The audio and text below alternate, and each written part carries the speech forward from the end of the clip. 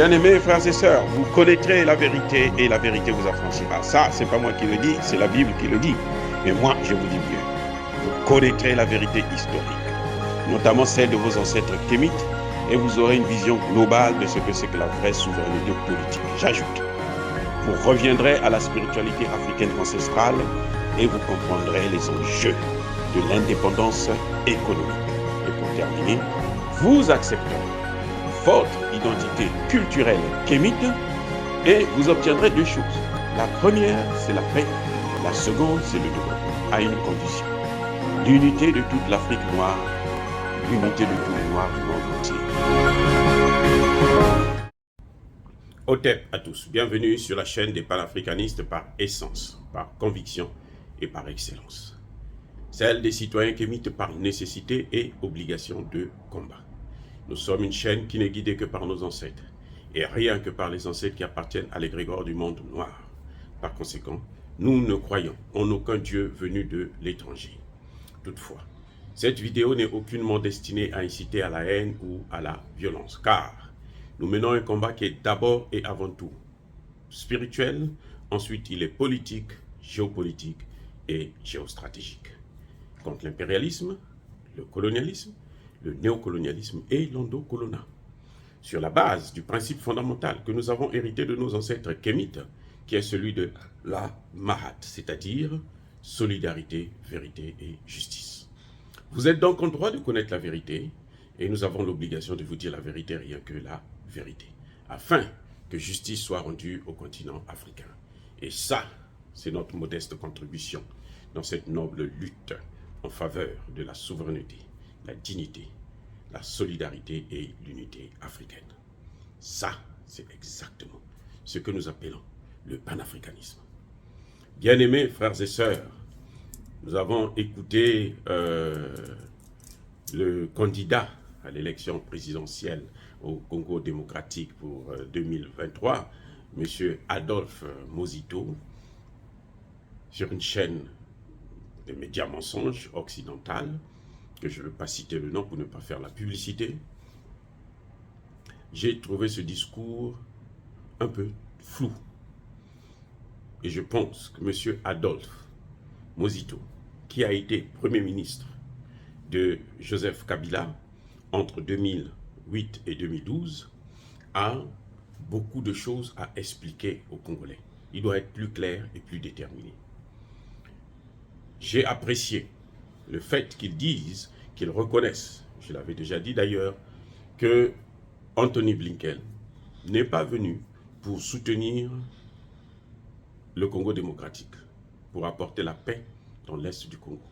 Parce qu'il refuse, et il a refusé catégoriquement, de condamner et de prendre des sanctions contre le Rwanda. Et ça, c'est un signe diplomatique qui ne trompe pas. Ça veut dire que les Américains sont derrière le Rwanda. Ce sont eux qui arment le Rwanda. C'est l'Occident, c'est l'OTAN qui arme le Rwanda pour qu'il puisse mener la guerre au Congo démocratique. Et c'est pour ça que je vous avais dit que le Rwanda est un éléphant au pied d'argile. C'est que si on lui coupe du Congo démocratique, l'économie du Rwanda tombe. Donc, M. Mosito, quand il dit qu'il aurait souhaité que Blinken condamne le Rwanda, il n'a pas parlé de sanctions, parce que condamner, c'est simple, ce sont des paroles. Il faut condamner et prendre des sanctions, comme on a fait avec, dans la crise en Ukraine, contre la Russie. On a condamné et on a pris des sanctions. Parce qu'on a reconnu, condamner, c'est reconnaître qu'il y a eu une faute. Et on prend des sanctions parce qu'il faut payer. Mais on a vu que M. Blinken a refusé de prendre ses responsabilités. Parce que, bien entendu, comme je vous l'ai dit tantôt, qu'il soutient le Rwanda. Ce sont eux qui arment le Rwanda pour que le Rwanda fasse, et l'Ouganda d'ailleurs, fasse ce qu'ils sont en train de faire au Congo démocratique. Et ça, c'est ce que l'ancien Premier ministre devrait nous dire. C'est comme ça qu'il devrait expliquer ça. Il devrait bien préciser que les États-Unis le font. Deuxième des choses que monsieur a oublié, c'est que monsieur ne vous parle pas de la présence de la mission des Nations Unies au Congo démocratique, qui venait récemment de tuer 36 civils. Ça, c'est un problème grave. C'est de ça qu'il devrait parler. Et il ne vous dit pas que Anthony Blinken est venu sauver justement cette MONUSCO. Et oui, il a endormi Kabila, et plutôt Tshisekedi, en lui faisant croire que c'est un bon président, c'est un démocrate, c'est ceci, c'est cela, il respecte le droit international, il respecte les droits de l'homme.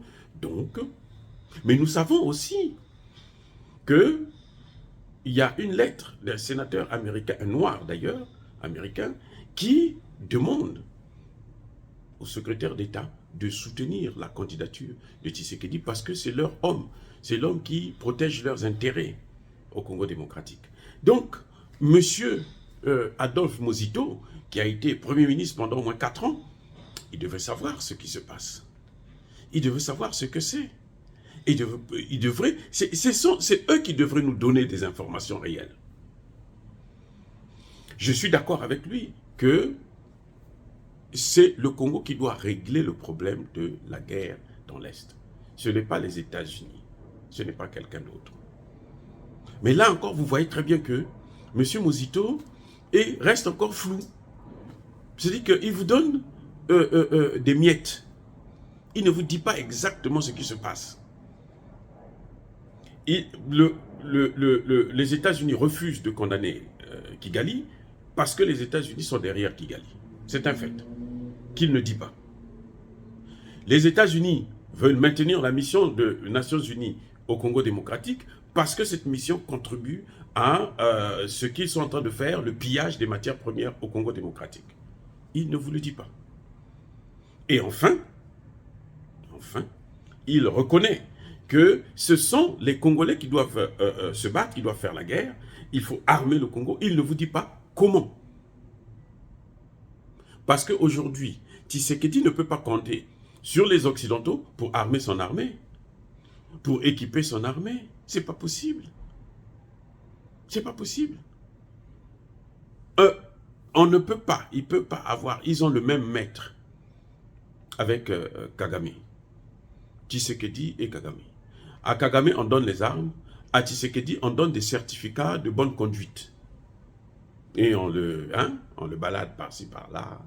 On le caresse. On lui fait croire que toi, tu es bon, toi, tu es le meilleur. Les autres là sont mauvais.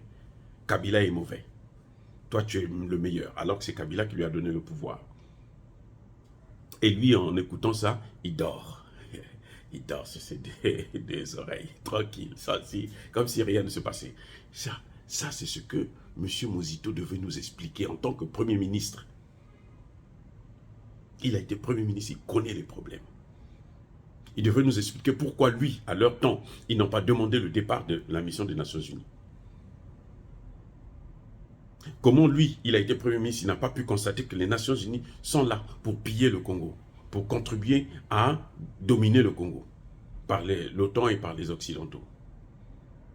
Et il ne vous dit pas que pour armer le Congo, pour équiper l'armée congolaise, il faut se tourner vers un autre partenaire, pas le même qui est en train de armer Kigali.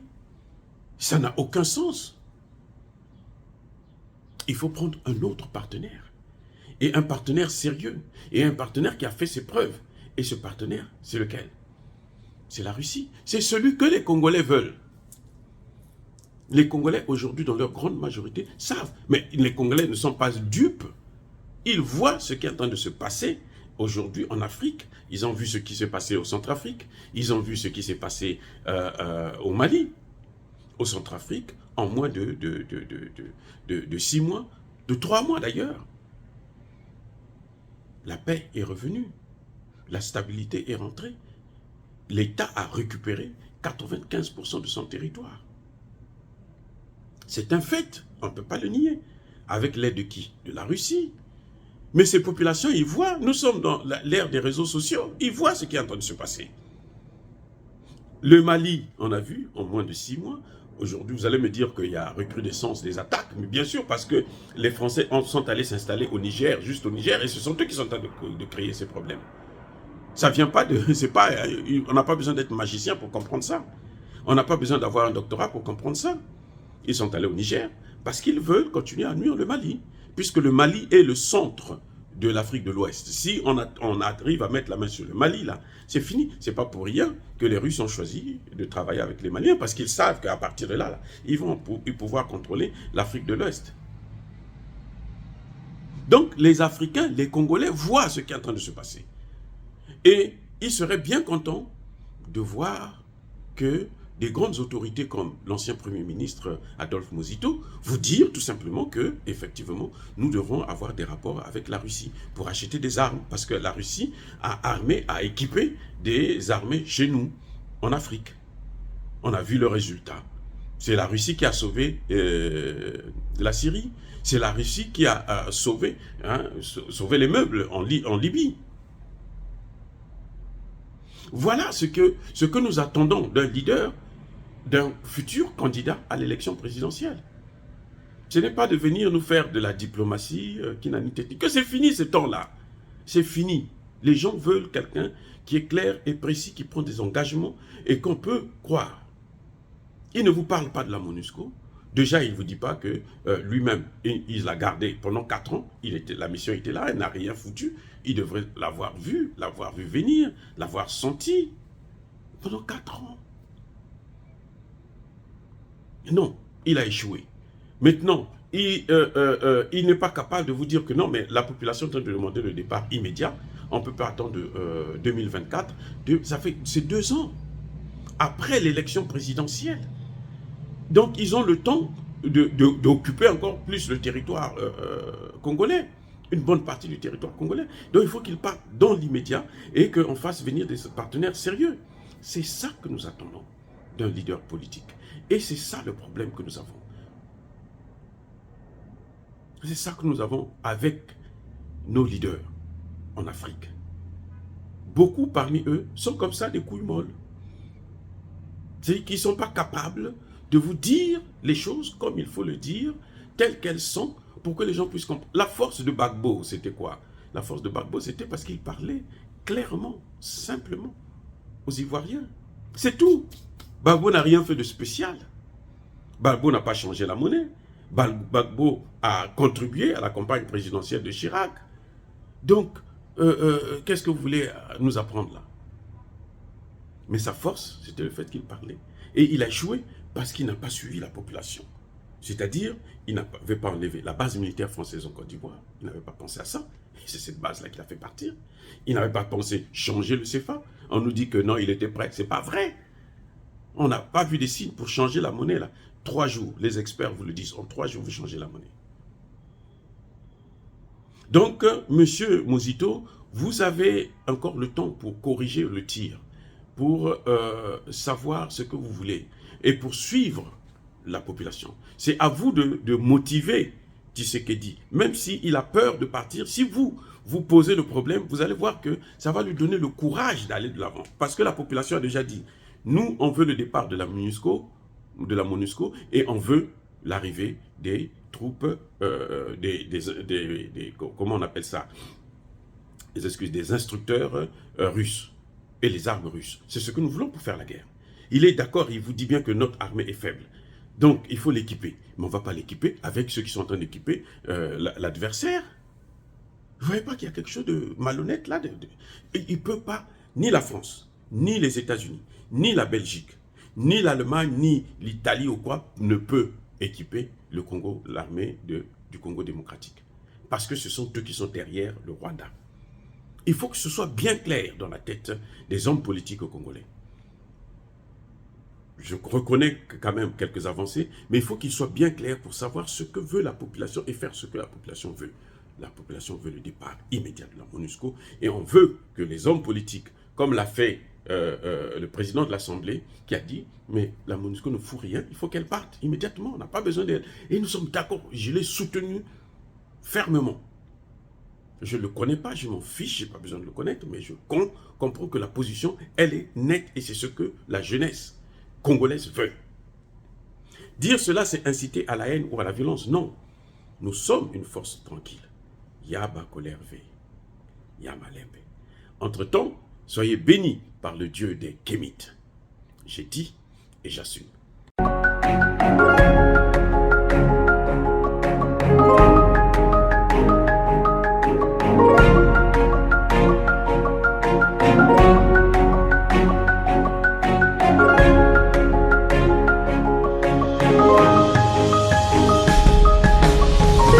Eux, ils marchent par la foi et non par la vue. Mais moi, je vous conseille vivement de marcher par la connaissance scientifique et historique, notamment celle de nos ancêtres kémites, par les 5 sens et par l'intelligence. À vous, à Pierre.